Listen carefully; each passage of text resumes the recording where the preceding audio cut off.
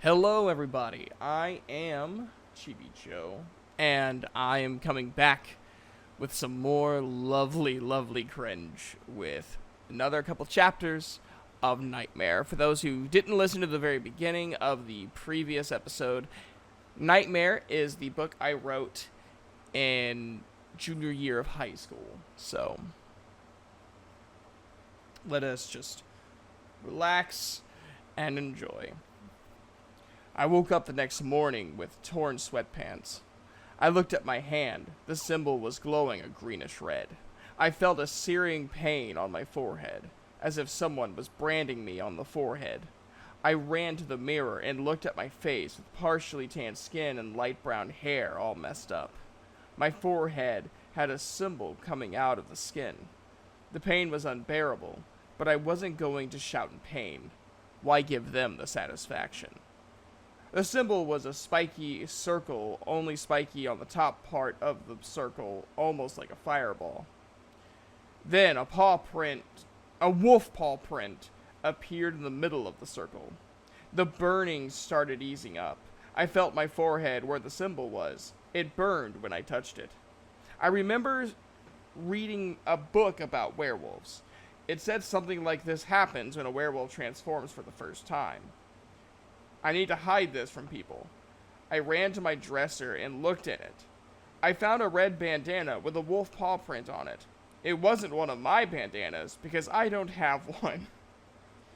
So they know I was a werewolf. They knew I was a werewolf. I heard a knock on my door. I harried and tied the bandana over the mark. "Come on in," I said. A very muscular guard came in. "Time for your psychiatry session." I put on a shirt and let him escort me to Dr. Callos's office. She looked at me and made that stupid smile. "Ah, Sarah, I'm so happy to see you." Yeah, right, I thought, and I'm not a werewolf. Please come and sit down. "So, Sarah," she said after the guard left, "did you have any nightmares last night?" "No, I did those two guards you sent last night." "I believe you're mistaken," she said quickly. But I smelled fear coming off of her. By the way, my sense of smell has increased last night. That's a sentence I wrote. "Now, do you have any flashbacks from the woods?" "No, I've actually started to learn to leave the past behind me and don't even bother trying to remember." She looked confused. Me too. Let's start a plot and then not do anything with it. That was my philosophy. "But don't you wish to know who your parents truly were?" "Yes, but I'm not going to waste valuable time trying to figure it out." "Oh, okay." This is fuck. Oh shit. But don't you want to find out this crucial information about your past? "Yeah, but I'm not really going to try to figure it out." "Oh, okay." "I have a question for Doc." I picked up a glass of water. "Yes?" I drank. I took a drink. "How long have you known?" "Known what?" She was starting to get nervous. "Now, Dr. Callos, I hate liars because you know exactly what I'm talking about," I said real calmly. Not just calmly, real calmly. She gulped. I still have no idea what you were talking about. Dr. Callos, as a psychiatrist, you should know that keeping secrets and lying are bad for your health." She said nothing. "You want to know what I'm talking about?" I said, starting to get disgusted. She nodded nervously. "I'm talking about this." I ripped off the bandana. "This is what I am talking about." I pointed to the mark. "Now I'll ask again. How long have you known that I'm a werewolf?" She said nothing. "Now, Hannah, you listen to me. If you ever send another guard to escort me here, I will kill him and send his body back." I got up, threw open the door, looked at the guard with utter hatred, slammed the door. I walked down the hallway by myself. I looked into open rooms. The first room I looked in was an infirmary. It smelled heavily of disinfectant, just like a doctor's office. I wonder why. I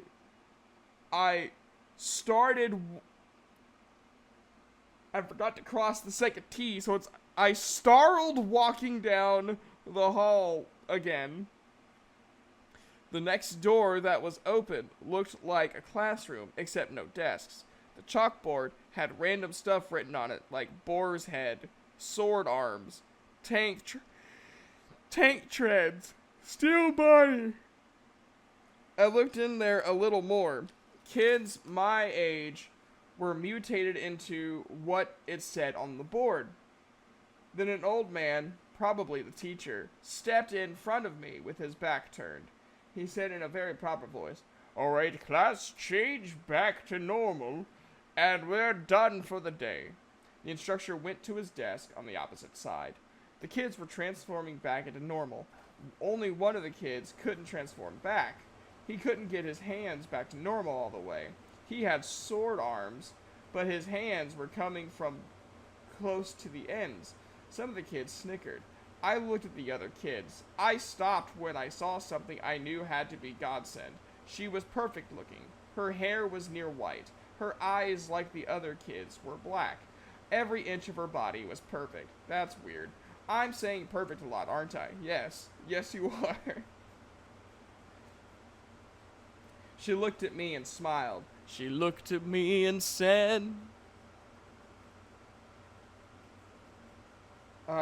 and walked to get her stuff from a big cabinet with all sorts of stuff in it, like iPods, purses, cell phones, and glasses. Nice little product placement back in 2011. Once she walked out of the room, I started walking beside her. "Hey," I said. "Hi." She looked at me with black eyes that looked as though they can see you and your past, which made me ever more nervous. "So, what's your name?" "Kale Tanaki." "And you are?" "Saru Tekube, at your service." I did a little bow just to be funny. I felt something hit the back of my... What? Hold on. What did I write here? I felt something hit my back hard. Then I heard cocky laughter. "Oi, laddie, why are you talking to me, lass?" I turned around. It was the boy before who couldn't change back all the way. "I told you, Randy, that I won't date you," Kel said with a little edge to her voice. I could tell this has happened many times before. "Oh, surely you aren't planning to date the scummy-looking grunt." I thought I typed something else, or I wrote something else because of how I wrote the R. I was like, oh, 17-year-old Joe was real spicy. But no, I said runt, not another word. He said, and the guys behind him started to chuckle. "Oh, hey, I forgot to ask, how are those blades doing?" I pointed to his normal arms. The chuckling stopped. "Got him." "Oh, the vermin has an attitude," he smiled, trying to intimidate. It didn't work, and he knew it. "All right, laddie, I'll let you have the first hit." He got into a very poor fighting stance. Kale grabbed my arm. "Sarah, don't do it. How the hell do you know my fucking name?" "Oh, I said it. I'm dumb. That was a present day Joe."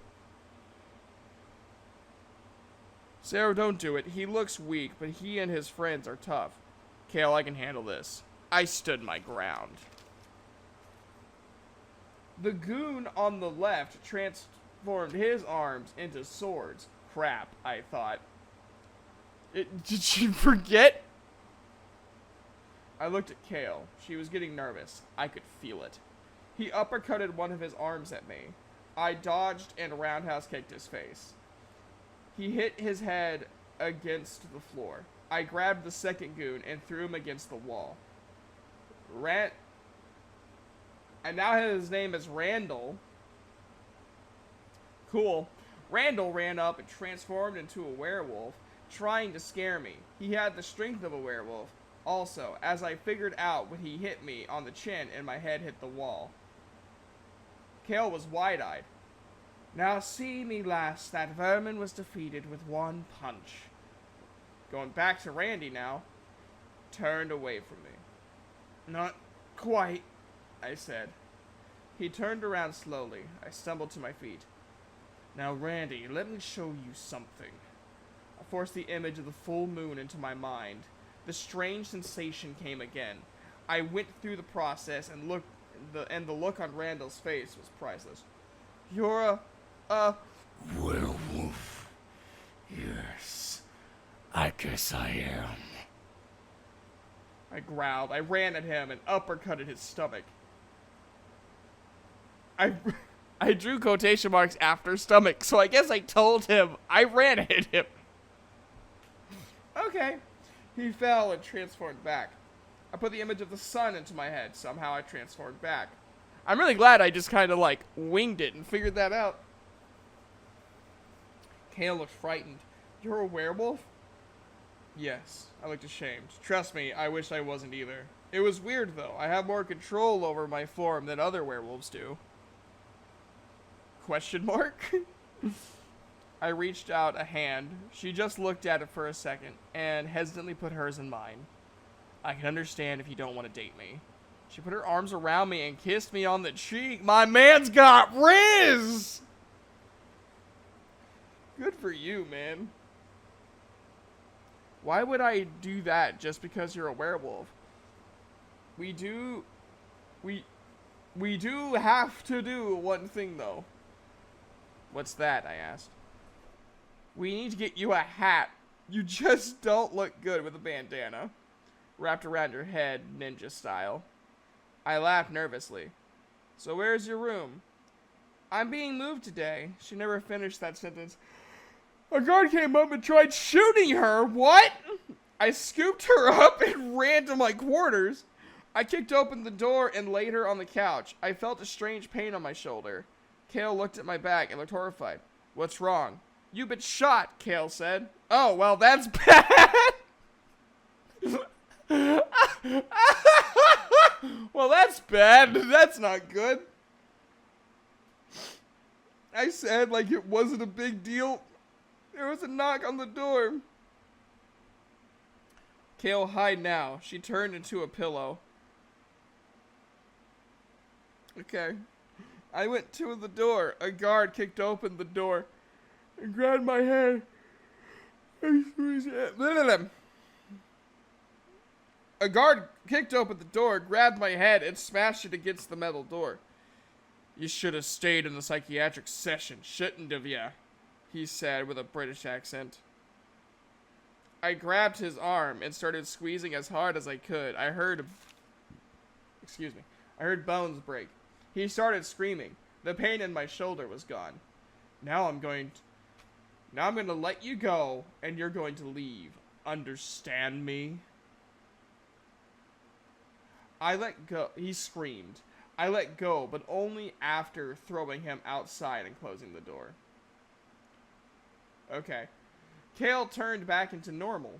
So, I said, where are you moving to? Oh, right here. Room block 4B26. I felt myself get nervous. Now let me check your shoulder. I took off my shirt. I felt her hand going across my back. When did you get these scars? Do you want to know how I got these scars?